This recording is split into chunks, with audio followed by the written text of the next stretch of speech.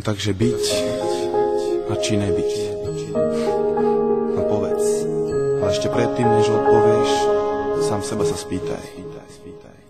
Ktorá je biela, ktorá čierna, kedy je deň a kedy noc, kde je ráj, kde je peklo, ako je dobre, ako zle, prečo áno, prečo nie, čo je začiatok, čo koniec, to som ja, to si ty, ja teraz pýtam sa, byť či nebyť, byť či nebyť, nekonečná dilema.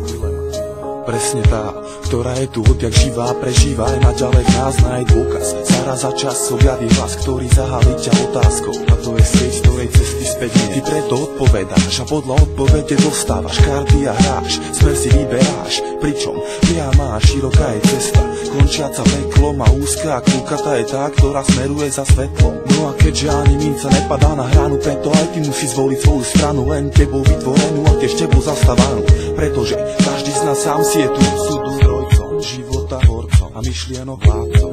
Druhý môže ti byť radcom alebo zradcom, pretože tu každý má to svoje, no a väčšinu absolútne nezaujíma tvoje. To sú presne tie zdroje, kvôli ktorým život predstavuje neustále boje. A to nejsú iba moje paranoje, ale obrovské bludisko, východisko blízko. Ja neopustím boisko, pokým ty sám pravdu nespoznáš, neuznáš, že to čo rozdáš, daruješ, patrí ti viac ako všetko čo zoberieš.